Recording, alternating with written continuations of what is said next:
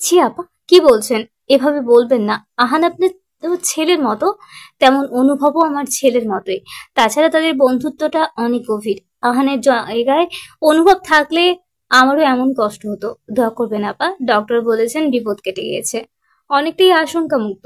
অহমিকা শেখ আহানের সাথে দেখা করেন, ফারহার সাথেও দেখা করেন।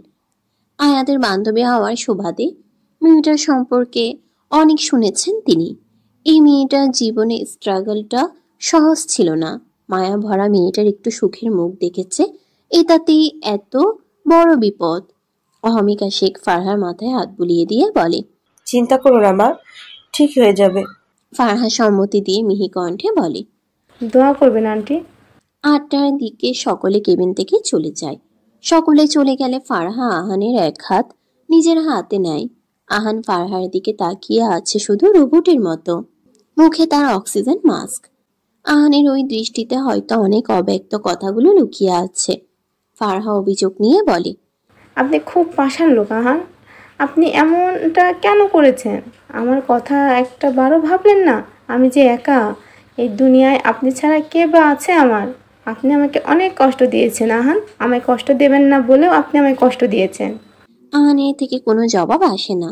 সে একভাবেই ফারহার দিকে তাকিয়ে আছে। না বলা কত কথা হয়তো জমে আছে। আহানের ইচ্ছা করছে চিৎকার করে বলতে, আমি তোমায় ছেড়ে যাইনি ফারা ফুল, তুমি আর আমাদের সন্তানকে ছেড়ে আমি যাইনি। আহানের চোখের কোণ দিয়ে জল গড়িয়ে পড়ে। ফারহা তা দেখে আবারও বলে, আপনার চোখে পানি কেন স্বামীর? উফ আহান, আমাকে কাঁদিয়ে কেন চোখের পানি ফেলছেন? আমার কতটা কষ্ট হয়েছে জানেন? এক মুহূর্তে যেন আমার পৃথিবী থমকে গিয়েছিল। আপনি হীনা কে আছে আমার এই পৃথিবীতে? মা বাবা থাকলেও আপনি আমার সবচেয়ে কাছের একান্ত ব্যক্তিগত মানুষ, যার স্থলে আমি আমার সমস্ত সুখ খুঁজে পাই। সেই সুখটুকু হারালে আমি কি করে বেঁচে থাকতাম একটাবার ভাবেন তো। আমি এই কেবিনের দরজায় দাঁড়িয়ে আপনার জন্য প্রহর গুনছিলাম, কখন আপনি চোখ খুলে তাকাবেন, আমায় খুঁজবেন, আমায় ডাকবেন, আমাদের সন্তানের সাথে কথা বলবেন। কত রেখেছি আপনাকে জানেন? আপনি সাড়া দেননি একটা বারের জন্য, আমার কথা ভাবেননি। আপনি বেঈমান পুরুষ, আপনি কথা দিয়ে কথা রাখেননি, আদতেও আমার কথা মনে রাখেননি। আহান শুধু ফারহার কথাগুলো শুনেছে আর তার দিকে তাকিয়ে আছে। তার যদি ক্ষমতা থাকতো তাহলে এক্ষুনি এই বেড ছেড়ে উঠে ফারহাকে নিজের বুকে লুকিয়ে বলতো, আমার দেওয়া কষ্টগুলোকে ভালোবাসার রূপান্তর করতাম। আমার যে তোমাকে বড্ড প্রয়োজন, তুমি আমার ছাড়া কি করে থাকি। তবে সে এই মুহূর্তে অবক্ষয়, কিছু বলার সাধ্যটুকু নেই। পুরো শরীরে তার নানান জায়গায় কাটাছেঁড়া ব্যান্ডেজ, বুকের গভীর ক্ষততে ব্যান্ডেজ দেওয়া। আহানের হয়তো মনে হচ্ছে তার শরীরটা তার কাছে নেই। শূন্য দৃষ্টিতে সে শুধু তাকিয়ে আছে। ফারা আবারও বলে ওঠে, আপনি একবার শুধু সুস্থ হয়ে নেন, আপনার দেওয়া এই কষ্টগুলো আমি শোধ করব। বাবুর জন্মের পরে আমি আপনার কোলে বাবুকে উঠতে দিব না। আমি আমার সন্তানকে বলেছি আপনার উপরে রাগ করে থাকে। ফারহার এমন বাচ্চা সুলভ কথা শুনে আহান অক্সিজেন মাস্কের ভিতরে ঠোঁট নাড়ানোর চেষ্টা করে। ফারহা তা দেখে বলে, এই না, মোটেও আপনি এখন কিছু বলবেন না। আপনার যা বলার আপনি সুস্থ হয়ে বলবেন। এই একদিনেই হয়তো ফারহার কাছে এক যুগের সমান হয়ে উঠেছে। প্রিয় মানুষকে কাছে না পাওয়া, ধরাছোঁয়ার বাইরে চলে গেলে আমাদের হৃদয় ক্ষতবিক্ষত হয়ে যায়। ফারহারও তেমন ক্ষতবিক্ষত হৃদয় হয়ে গিয়েছে। তবে আহানের সুস্থতাই যেন নিজেকে নতুন করে উপলব্ধি করতে পেরেছে। একে অন্যের প্রতি প্রেম মোহ তাদেরকে আলাদা করতে পারেনি। আহানকে মৃত্যুর মুখ থেকে ফিরিয়ে বিধাতা তাদের আবারও এক করে দিয়েছে। ইব্রাহিম শেখ ও অহমিকা শেখ ম্যানশনের উদ্দেশ্যে চলে গিয়েছে। রাত 10:50 অনুভব ও রুবাইয়ে দাঁড়িয়ে আছে। অনুভব নিজের ফোনটা বের করে আয়াতের নম্বরে ফোন দেয়। আয়াত ও ঈশা ম্যানশনে আছে। তাছাড়া তার মা বাবাও পৌঁছে গিয়েছে, কিন্তু আয়াত ফোন ধরছে না। অনুভবের ভিতরে ধক করে উঠল। অতি শোকে মেয়েটা আবার কিছু করে না বসে। অনুভব আবারও কল দেওয়ার জন্য উদ্যত হতেই আজকের তারিখটা দেখে চমকে উঠে। সে তো ভুলেই বসেছিল আজকের তারিখটার কথা। আজ 3 সেপ্টেম্বর। আজ আয়াতের জন্মদিন ছিল, কিন্তু এই বছরের জন্মদিনটা যেন তার শোকের ছায়া নেমে এসেছে। অনুভব রুবায়েতকে বলল, আজ কয় তারিখ রুবায়েত? রুবায়েত ফোন বের করে দেখে বলে, 3 সেপ্টেম্বর। কেন? হঠাৎই রুবায়েতেরও খেয়াল হয় আজকের তারিখটা। রুবায়েত অনুভবের দিকে তাকিয়ে বলে, ভাই তুই চলে যা, বরং আয়াতের মন মানসিকতা একেবারেই ঠিক নেই। সব কিছু জানার পরও আয়াত কি থেকে কি করবে জানা নেই। তাছাড়া আয়াত যদি কিছু করে বসে তখন কালকেই ছোট মামার বিষয় জেনেছে, আর আজ জন্মদিন। তুই প্লিজ চলে যা ভাই। রাতের আকাশটা হঠাৎ করেই মেঘলা হয়ে যায়। মেঘের আড়ালে চাঁদ লুকিয়ে পড়ে। শিরশির করে বাতাস বয়। অনুভব দেরি করে না, দ্রুত গাড়ি নিয়ে চলে যায়। তার আগের অহমিকা শেখকে ফোন দেয়। তিনি জানান আয়াত রুমেই আছে। তারপর ফোন পকেটে নিয়ে এসে রওনা হয়। ইতোমধ্যে ঝিরঝির করে বৃষ্টি শুরু হয়েও গিয়েছে। দমকা হাওয়ার সবকিছু যেন এলোমেলো করে দিচ্ছে।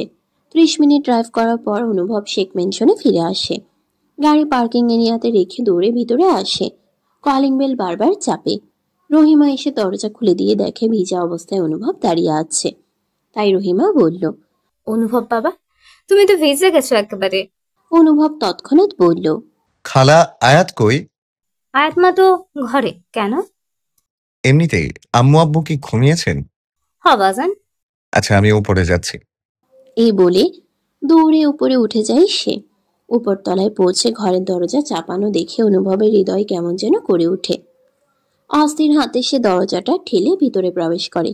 চোখ দুটো জোহরি দৃষ্টিতে পুরো ঘর চষে বেড়ায়, কিন্তু কোথাও আয়াতকে দেখতে পায় না। এক অজানা শঙ্কায় ভিতরটা মোচড় দিয়ে ওঠে অনুভবের। এক মুহূর্ত দেরি না করে সে ছুটে যায় ব্যালকনির দিকে, কিন্তু সেখানেও আয়াতের কোনো চিহ্ন নেই। চোখে মুখে আতঙ্ক ছড়িয়ে পড়ে। বারবার ঘরের প্রতিটি কোণ তন্ন তন্ন করে খোঁজে, কিন্তু কোথাও আয়াতকে পায় না। বাইরে বৃষ্টির প্রকোপ যেন বেড়ে গিয়েছে। অনুভব ছাদের কথা মনে হতেই দৌড়ে ছাদে চলে আসে। ছাদের দরজায় পা রাখতে অনুভব কাক ভেজা অবস্থায় আয়াতকে দেখতে পায়। অন্ধকার ছাদে বিদ্যুতের ঝলকানিতে অনুভব আয়াতকে স্পষ্ট দেখতে পায়। অনুভব দ্রুত আয়াতের কাছে গিয়ে আয়াতকে নিজের দিকে টেনে নেয়। তারপর কোলে তুলে নিয়ে রুমে চলে আসে। আয়াত কাঁদছে এখনো। অনুভব আয়াতের মুখটা উঁচু করে বলে, পাগল হয়েছিস তুই জান? এই রাতের বেলায় বৃষ্টিতে ভিজছিস কেন? বাইরে কেমন ঝড় বাতাস হচ্ছে, আর তুই কিনা এই ঝড়ের মাঝে বাইরে দাঁড়িয়ে আছিস? আয়াত বলে ওঠে, আমার কেউ নেই, কেউ না। আমার মা নেই, আমার ছোটবেলায় একা করে গিয়েছে আমায়, বাবা ধোকা দিয়েছে আমায়। কি নিয়ে বাঁচবো আমি? কে আছে আমার? অনুভব আয়াতের চোখে পানি মুছে দিয়ে বলে, টাকা আমার দিকে। আয়াত মুখ তুলে অনুভবের চোখের দিকে তাকায়। অনুভবের দৃষ্টি স্থির অথচ শীতল। সেই বাদামি চোখ দুটোয় কি যেন আছে, এক ধরনের অদৃশ্য টান, অজানা ব্যথা, না বলা অনেক কথা। আয়াত বেশিক্ষণ চোখে চোখ রাখতে পারে না, যেন কোনো তীব্র সত্য তার চোখে গেঁথে যায়। সে ধীরে চোখ নামিয়ে নেয়। হঠাৎ অনুভব ঠান্ডা হাতটা বাড়িয়ে দেয়, আলতো করে আয়াতের গালে রাখে। আয়াত কেঁপে ওঠে, যেন সে এই স্পর্শের জন্য প্রস্তুত ছিল না। তার সারা শরীরে যেন শীতল একটা স্রোত বয়ে যায়। নেশাচ্ছন্ন কণ্ঠে অনুভব ফিসফিসিয়ে বলে, জান টাকা, টাকা আমার দিকে। আয়াত বাধ্য শিশুর মতো আবার চোখ তুলে তাকায়। সেই চোখে সে দেখে আবেগের গাঢ় ছায়া, তীব্র আকুতি, এক গভীর চাওয়া। সে চাহনিতে যেন সব কথা একসাথে বলে ফেলে অনুভব। কেন তুই বাঁচবি না লাভবার? কণ্ঠে তীব্র এক বেদনা। তুই বাঁচবি আমার ভেতরে, আমার অস্তিত্বে, আমার জীবন যে তোকে ঘিরেই। তুই না থাকলে আমি কেমন করে বাঁচবো বল আয়াত? আয়াত কিছুই বলতে পারে না। তার চোখ স্থির হয়ে থাকে অনুভবের মুখে। সে চোখের পলক ফেলতে ভুলে যায়। অনুভব কিছু একটা গভীরভাবে ভেবে নেয়। আর ওয়েট করা যাবে না, না হলে বড় কিছু ঘটে যেতে পারে। অনুভব তাকায় আয়াতের ভেজা কাপড়ের দিকে। ভেজা কাপড়ে শরীরের মাঝে স্পষ্ট ফুটে উঠেছে। আয়াতকে এক আবেদনময়ী লাগছে যেন। বুঝতে পারে এভাবে রাখাই ঠিক নয়। চেঞ্জ করে নে আয়াত, আর হ্যাঁ সাদা শার্টটা পরবি। আয়াত নিঃশব্দে উঠে যায়। এখন তার কাছে এই অনুরোধগুলো নতুন নয়। যেদিন থেকে অনুভব তাকে এই ঘরে এনেছে, সেদিন থেকেই সাদা শার্ট যেন তার একান্ত পরিচয় হয়ে উঠেছে। সে দ্রুত জামা কাপড় বদলায়।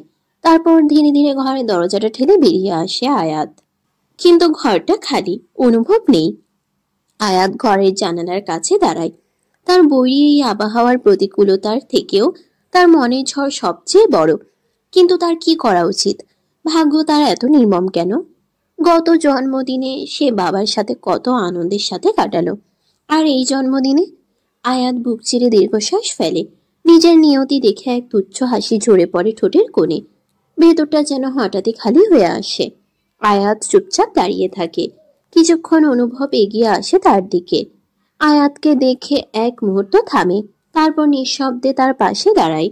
আস্তে করে কোমরে হাত রাখে অনুভব, যেন খুব সাবধানে তাকে নিজের নীরবতায় জড়িয়ে নেয়। আয়াত একটু আঁতকে ওঠে, কিন্তু অনুভবের উপস্থিতির ভর টের পেয়ে চুপ করে থাকে। তারপরে অনুভব কোমরটা একটু জোরে চেপে ধরে, নিচু কণ্ঠে ধীরস্বরে বলে, জান। আয়াতের শরীর যেন কেঁপে ওঠে, চোখে অজানা ভয়, মনটা এলোমেলো। অনুভবের চোখে আজ যেন অন্য এক আলো, অন্য এক গভীরতা। এই চোখ সে চেনে না, এই চাহনির ব্যাখ্যা খুঁজে পায় না। তার ঘাড়ে অনুভবের গরম নিঃশ্বাস লাগতেই একটা অদ্ভুত শিহরণ খেলে যায় শরীর জুড়ে।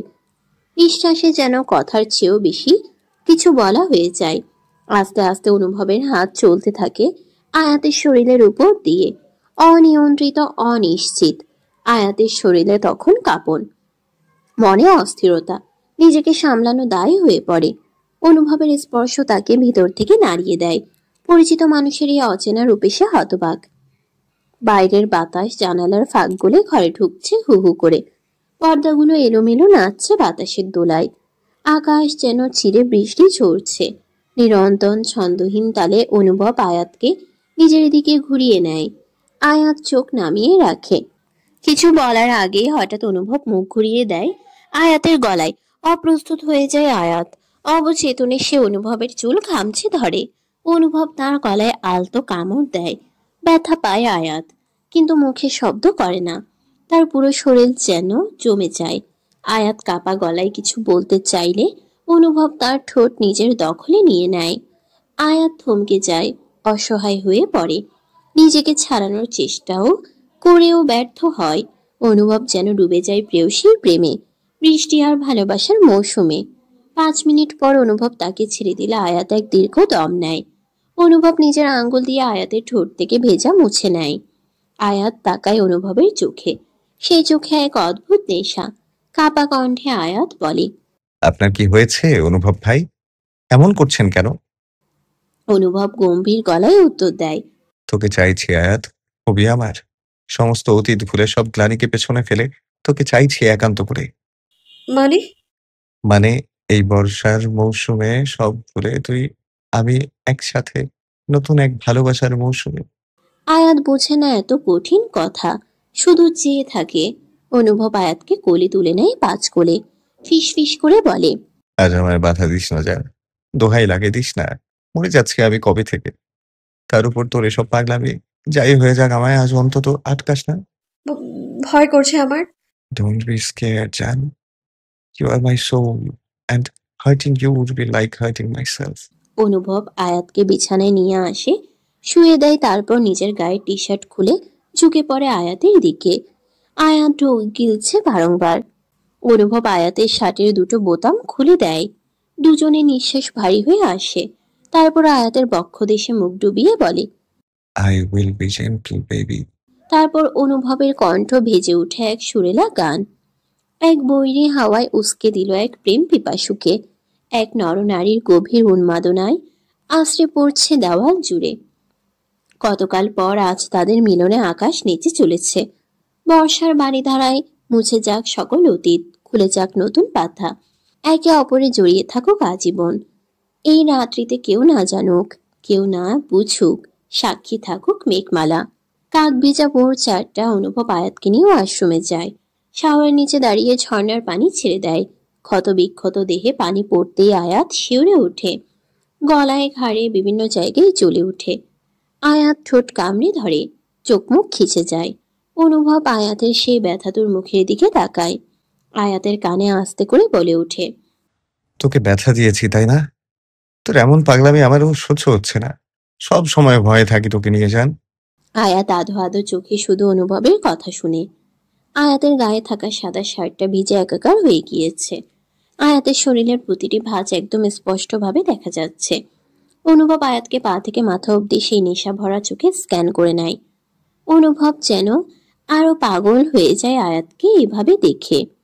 27 বছরের তাগড়া যুবক সে, বিয়ের 4 বছরের বেশি। তার উপরে বউয়ের এমন রূপ দেখে যেন আরো পাগল হয়ে ওঠে। তার তৃষ্ণার্ত হৃদয় মাথা চড়া দিয়ে ওঠে। আয়াতকে দেওয়ালের সাথে চেপে ধরে তারপর আয়াতের গোলাপি ঠোঁটজোড়ার দিকে এগিয়ে যায়। আয়াত বাধা দিতে চাইলে অনুভব যেন আজ সমস্ত বাধা অতিক্রম করেছে। আজ যেন সে কোনো বাধা মানতে নারাজ। আয়াতের দুগাল চেপে ধরে আয়াতের অধরে নিজের অধর মিলিয়ে দেয়, তবে চোখ বন্ধ করে নেয়। অনুভবের যেন আয়াতকে কাছে পাওয়া হয়নি, তার আরো চাই, খুব বেশি চাই। যতটা পেলে প্রতিটি স্পন্দনে অনুভূত হবে। 3 মিনিটের মধ্যে সে ছেড়ে দেয়। আয়াতকে নাক মুখ বন্ধ করে আছে দেখে ভারী কণ্ঠে বলে, দম ছাড়, এত সহজ নয় জান। তোকে আমার এখনো আমার মতো করে পাওয়া হয়নি। আয়াতের শরীর মৃদু কাঁপে, গলায় যেন বন্ধ হয়ে আসছে তার, তবুও কষ্ট নিয়ে বলে, মানে? অনুভব সময় নষ্ট করল না, আয়াতের গলায় মুখ ডুবিয়ে দেয়। একদিকে শাওয়ার অন, আর একদিকে অনুভবের উন্মাদনা, সব মিলিয়ে আয়াত আজ শেষ হয়ে গিয়েছে। আয়াত পারছে না আর সহ্য করতে, কিন্তু অনুভবকে থামাতেও পারে না। আয়াতের সমস্ত শরীরে অনুভবের অবাধ্য বিচরণ চলে। অনুভব আয়াতের শার্টটা পেট থেকে উপরে তুলে নেয়, মসৃণ ফর্সা নিজের ঠান্ডা হাতে চেপে ধরে। আয়াতের শরীর ক্ষণে ক্ষণে বিদ্যুতের মতো ঝটকা খায়। আজ দুটি দেহ, আজ এক আত্মা হয়ে গিয়েছে। অনুভব আয়াতকে ব্যাথটাবে নিয়ে যায়। ব্যাথটাবের পানিতে আয়াত অনুভবের দেহ তলিয়ে আছে। অনুভব আয়াতের উপরে ঝুঁকে আসে। আজ সে যেন নিজের এত বছরের জমানো ভালোবাসা আয়াতের মাঝে ঢেলে দিতে চায়। প্রচুর পরিমাণ চায়, আদরে আদরে ভরিয়ে দিতে চায়।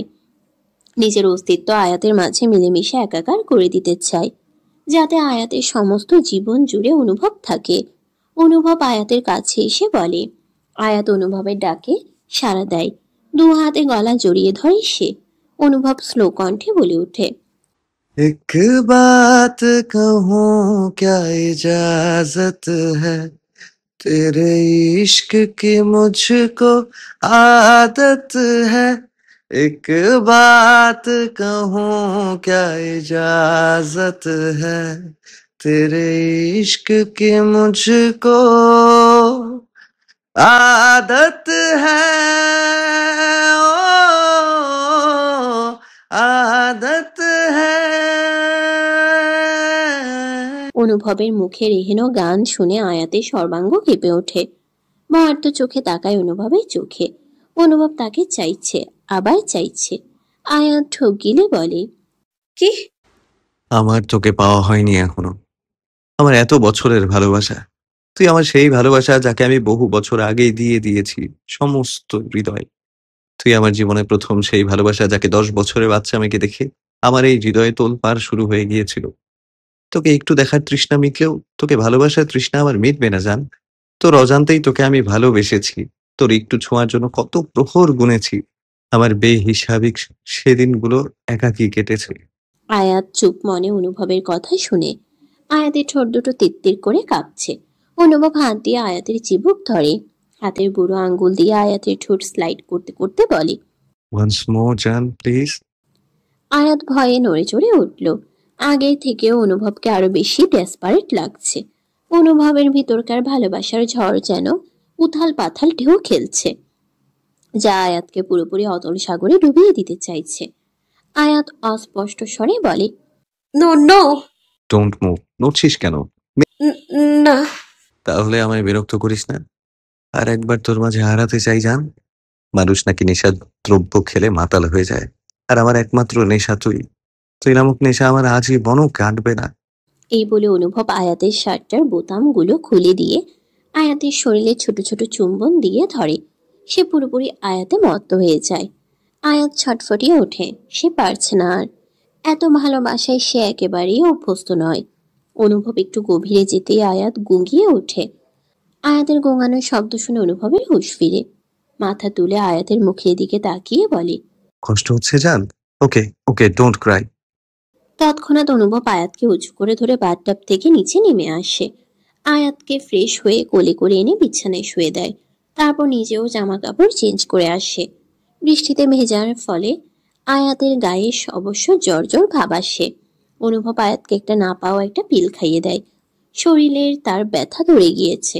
অনুভবের পাগলামোতে আয়াত পুরোপুরি কাবু হয়ে গিয়েছে। গলার ধারে অনেক কামড়ের দাগ স্পষ্ট ফুটে উঠেছে, যা ফর্সা শরীরে আরো যেন ভেসে উঠছে। অনুভব নিজেও আয়াতের পাশে শুয়ে গায়ে কাঁথা মুড়িয়ে আয়াতকে বুকে জড়িয়ে নেয়। আয়াতের কপালে ভালোবাসার পরশ রেখে তারপর ফিসফিস করে বলে, আমার সকল অসুখের কারণ তুমি, আর আমার ভালোবাসার সকল কষ্টের তৃপ্তি তুমি। ঘুমিয়ে পড়। এই দুনিয়ায় আর কেউ না থাকলেও আমি অনুভব শেখ আছি। আয়াত অনুভবের বুকে গুটিসুটি মেরে ঘুমিয়ে পড়ে। শেখ মেনশনের ডাইনিং টেবিলে একা বসে আছেন ইব্রাহিম শেখ। তিনি বারবার ঘড়ির দিকে তাকাচ্ছেন। অফিসে জরুরি মিটিং আছে আজ। অনুভব এখনো নিচে নামেনি। তাছাড়াও ঈশার বিয়ের আর মাত্র 4 দিন বাকি। আজ কিছু গুরুত্বপূর্ণ কথা বলার ছিল ছেলের সঙ্গে, কিন্তু ছেলে তো এখনো নিচে আসলো না। ইব্রাহিম শেখের ধৈর্যের বাঁধ ভাঙতে শুরু করলো। বিরক্ত হয়ে তিনি ঈশাকে ডাক দিলেন। ঈশা। ঈশা দ্রুত বাবাটাকে সাড়া দিয়ে এসে বলল, কিছু বলবে আব্বু? অনুভবকে ডাকো, বলো আমি ওর জন্য অপেক্ষা করছি।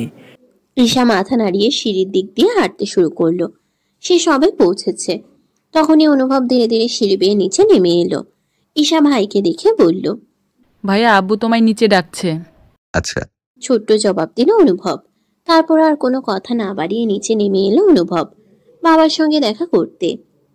ঈশা আর নিচে নামলো না, সে সোজা নিজের ঘরের দিকে ছুটে গেল। অনুভব নেমে এসে ডাইনিং টেবিলে বসে পড়ল। অহমিকা শেখ ও রহিমা তখন নাস্তা এনে টেবিলে সাজাচ্ছিলেন। রহিমা আবারও কিচেনে চলে গেলেন। নাস্তার দিকে মনোযোগ দিয়ে অনুভব খেতে খেতে বলল, ডাকছিলে বাবা? ইব্রাহিম শেখ গম্ভীর স্বরে বললেন, দেখেছিলাম, কিন্তু আয়াত কই? এই তো সকাল গড়িয়ে বেলা হয়ে গেল, এখনো নামেনি। অহমিকা স্বামীর কথার সুরে সুর মিলিয়ে বললেন, হ্যাঁ রে, আয়াতে এখনো উঠলো না। কিছু হয়েছে না তো? অনুভব তাদের কথার উত্তর না দিয়ে আবারও বলল, ডাকছিলে কেন? ইব্রাহিম শেখ বিরক্ত হয়ে বললেন, যা জিজ্ঞেস করছিস তার উত্তর দাও আগে। অনুভব এবার খাওয়া থামিয়ে এক গ্লাস পানি খেয়ে নিয়ে হালকা হাসলো। তারপর চেয়ারে হেলান দিয়ে ঠান্ডা গলায় বলল, তোমাকে দাদা বানানোর প্ল্যান করছি, তাই এখনো ঘুমোচ্ছে। ইব্রাহিম শেখ কিছুক্ষণ বোকার মতো বোঝার চেষ্টা করলেন। তারপর প্রকুচকে বললেন, মানে? অনুভব এবার চেয়ার থেকে উঠে দাঁড়ালো। সোজা বাবার দিকে তাকিয়ে বলল, মানে আমাকে পৃথিবীতে আনার যে পন্থা অবলম্বন করেছিলে, আমি এখন সেই ঠিক সেই পন্থাতেই তোমাকে দাদা বানানোর উদ্যোগ নিয়েছি। এই কথা শুনে ইব্রাহিম শেখ যেন বিব্রত হলো। গলায় কিছু আটকে গেছে মনে হয়। খুক খুক করে কাঁদতে শুরু করলেন। তারপর রাগ চেপে রেখেই বললেন, দিন দিন তোমার অবস্থা খারাপ হচ্ছে অনুভব। বাবার সামনে কেমন কথা বলতে হয় শিখো আগে। অনুভব একটু বিচলিত না হয়ে বলল, আমার দোষ কোথায়? তুমি জানতে চাইলে আমি উত্তর দিলাম। এই বলে সে শান্তভাবে ডাইনিং টেবিল ছেড়ে সেখান থেকে চলে গেল। ইব্রাহিম শেখ বিস্ফোরিত চোখে চলে যাওয়ার দিকে তাকিয়ে আবারও অহমিকা শেখকে বলে, এটা আমার ছেলে অহমিকা। অহমিকা স্বামীর কথা শুনে বলল, তুমি আমার সন্দেহ করছো? সেটা নয়, হসপিটালে কি কেউ বাচ্চা পাল্টিয়ে দিয়েছিল নাকি? অহমিকা শেখ কপালে হাত রেখে বললেন, হায় আল্লাহ, অনুভব জন্মের পর থেকে তুমিই ওকে কোলে কোলে রেখেছিলে, আর আজ আমায় এ প্রশ্ন করছো? শেষ বয়সের সাথে সাথে কি বুদ্ধিও হাঁটুতে চলে গিয়েছে তোমার? ইব্রাহিম শেখের আর অনুভবের সাথে কথা বলাও হলো না। তাই তিনি অফিসে চলে যায়। অনুভব একটু পর বেরুবে, আহানের সাথে দেখা করে অফিসে যাবে। তাই নিজের রুমে এরি হচ্ছে। গায়ে শার্ট জড়িয়ে বোতাম লাগাইতেই ড্রেসিং টেবিলে নিজের বুকের দিকে চোখ যায়। মেয়েলি নখের আঁচড় স্পষ্ট। অনুভব আরেকবার ঘুমন্ত আয়াতের দিকে তাকায়। তারপর রেডি হয়ে রুম থেকে বের হয়ে ঈশা রুমের দিকে যায়। ঈশাকে ডাকার আগে সে একবার রুবায়েতের নাম্বারে ফোন দেয়। দুবার রিং হতেই রুবায়েত ফোন তুলে বলে, শালা ভাই, এত সকাল সকাল আমায় মনে করলি যে? রুবায়েতের কথা শুনে অনুভব বিরক্তিকর কণ্ঠে বলে, আর একটা বাজে বকলে তোকে গাছের সাথে ঝুলিয়ে দেবো, ইডিয়েট। রুবায়েত দুষ্ট মাখা কণ্ঠে বলে, তোর বোন কাটবে তাহলে? আজ তুই আমার বোনকে একদম দিবি না। রুবায়েতের ওপাশ থেকেই টাস্কি খেয়ে তারপর বলে, মানে তুই আজ ঈশাকে ফোন দিবি না। আয়াত অসুস্থ, ঈশা আজ ওর পাশেই থাকবে। তোর বউ অসুস্থ, সেখানে আমার বউ কি করবে? আমার আয়াতের হঠাৎ কি হলো? কাল রাতে গেল আর ফোন দিল না, কি হয়েছে আয়াতের? সেটাই হয়েছে, সেটা হওয়া উচিত। মানে? মানে তো ওটাই। এখন রাখ স্টুপিড। তুই বাসর সেরে ফেললি ভাই, কটা দিন ওয়েট করলি না? রুবাই তার কিছু বলবে তার আগে ফোন কেটে দেয় অনুভব।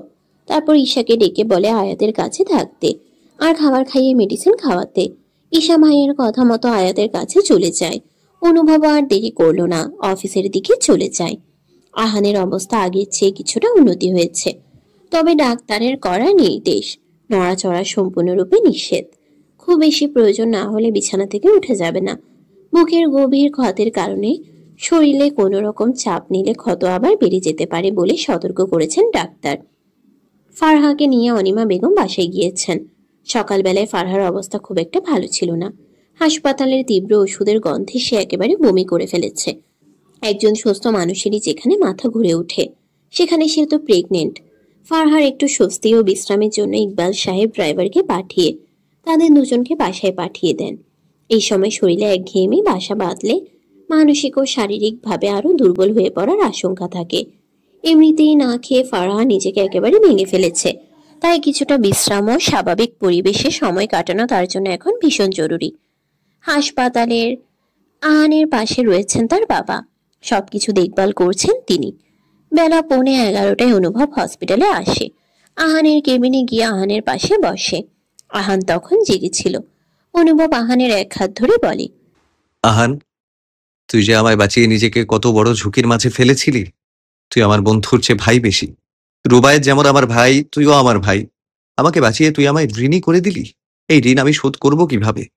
আহান তাকায় অনুভবের দিকে, হাত বাড়িয়ে নিজের মুখের অক্সিজেন মাস্কটা খুলে ফেলে। তারপর কিছু বলার চেষ্টা করে, আস্তে আস্তে ঠোঁট নাড়িয়ে বলে, আদমান কায়েস।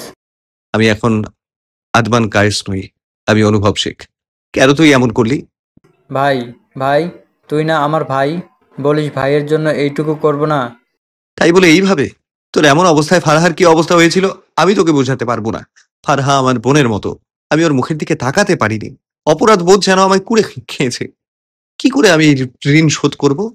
ভাইয়ের ঋণ কেউ শোধ করে? একবার সুস্থ হয়ে ওঠ, তোর পিঠে আমি হকস্টিকটা ভাঙবো। এরই মাঝে ফারহা অনিমা বেগমও কেবিনে আসে। ইকবাল সাহেবের দিকে তাকিয়ে অনুভব বলে, আঙ্কেল, আমি ঈশার আর রুবায়েতের বিয়েটা পিছিয়ে দিতে চাই। আহারের এই অবস্থা আমি কি করে? অনুভবের কথা শেষ করতে দিলেন না তিনি। অনুভবকে আশ্বস্ত করে বললেন, সমস্যা নেই বাবা, বিয়েটা বিছিনার দরকার নেই। ঈশার জন্য আমাদের সকলে দোয়া আছে। কিন্তু আঙ্কেল, আর কোনো কথা নেই, বিয়েটার পেছানোর দরকার নেই। আমরা সকলে আসবো আহানকে নিয়ে। এই কয়েকদিন আহানের ঘা শুকিয়ে যাবে, সমস্যা হবে না। অনুভব সাই জানালো। বিয়ে আর আহানের জন্য অনুভবের মাথায় একটা ভারী বোঝা ছিল, সেটা এখন নেমে গেল যেন। আরো কিছু কথাবার্তা বলে অনুভব অফিসের জন্য বেরিয়ে যায়। দুপুর 2টা হসপিটাল থেকে অনুভব সোজা অফিসে আসে। আজ একটা মিটিং আছে। আদমান কায়েসের পরিচয় পেয়ে ইব্রাহিম শেখ আর পারিবারিক ব্যবসায়ী ছেলের উপর চাপ প্রয়োগ করলেন না। ছেলের প্রফেশন নিয়ে তিনি বেশ গর্বিত, তবে এর ভিতরে এক কষ্ট লুকিয়ে আছে, ছেলের হাতে ভাইয়ের ধ্বংস। তবে অন্যায় যত বড়ই হোক এর সাজা পেতেই হবে, আজ না হোক কাল। অনুভব অফিসে এসেই সোজা কনফারেন্স রুমে গিয়েছে। ইব্রাহিম শেখ আগেই এসেছেন। সকালের অনুভবের কথা শুনে আর ছেলের সাথে কথা না বলে অফিসে চলে এসেছে। মিটিং এর মাঝে হঠাৎ তার ফোন বেজে ওঠে। অনুভব সকলের দিকে তাকিয়ে সরি বলে ফোন নিয়ে বাইরে চলে যায়। রুবায়েতের ফোন এসেছে, রিসিভ করে 1 মিনিট কিছু কথা বলে নেয়। চোখে মুখে তার এক রহস্যময় দীপ্তি দেখা যায়। তারপর ফোন রেখে দিয়ে রুবায়েতের একটা মেসেজ সেন্ড করে মিটিং এ চলে যায়। আয়াত অনেক আগেই ঘুম থেকে উঠেছে, কিন্তু শরীরটা যেন ক্লান্তিতে অবশ হয়ে আছে। সারা রাত অনুভবের উন্মাদনা আর পাগলামিতে মেয়েটা একেবারে কাবু। বাইরে বইয়ে আবহাওয়া, ঝরঝরে বাতাস আর বৃষ্টির ছিটেফোঁটা যেন অনুভবের আবেগকে আরো উস্কে দিয়েছিল। আর পুরো রাতটা শুধুই তার হয়ে উঠেছিল। ভোরের দিকে আয়াত ঘুমিয়েছিল। ঘুম থেকে উঠেই শরীরের ব্যথায় কুকড়ে উঠে দাঁড়াতে গিয়ে টের পায় শরীরটা যেন তার নিজের না। ঠিক তখন ঈশা ঘরে ঢুকে। প্রথমে কিছুই বুঝতে পারেনি, কিন্তু আয়াতের মুখের অভিব্যক্তি দেখে ধীরে ধীরে সব বোঝার মতো বুদ্ধিমতী সে। কোনো প্রশ্ন না করে আয়াতকে ধরে বসায়, খাওয়ায়, ওষুধ খাওয়ায়। ঈশা অহমিকা শেখকে জানিয়ে দেয়, আপু অসুস্থ, আজ তাকে কেউ যেন বিরক্ত না করে। আয়াত আবার ঘুমিয়ে পড়ে। দীর্ঘ এক নিদ্রা শেষে দুপুর গড়িয়ে যায়। ঘুম ভাঙতে আয়াত ধীরে উঠে বসে, একটানা হামি তোলে। গায়ের জর্জর ভাবটা নেই। ঘড়ির কাঁটার দিকে তাকিয়ে দেখে অনেক বেলা হয়ে গেছে। বিছানা ছাড়িয়ে আয়নার সামনে গিয়ে দাঁড়ায়। সে এখনো অনুভবের শার্টটা পরে আছে। মাথার লম্বা চুলগুলো এলোমেলো হয়ে আছে, চিরুনি দিয়ে আশ্রে বেঁধে নেয়। তারপর আয়নার দিকে তাকায়। গলায় আর গলার নিচে লালচে দাগ, অনুভবের ভালোবাসার চিহ্ন। যেন কিছু বলে না হলেও সব বলে দেয়। আয়াত হাত বুলিয়ে নেয় সেই দাগে। মুখের কোণে মিষ্টি একটা হাসি ফুটে ওঠে।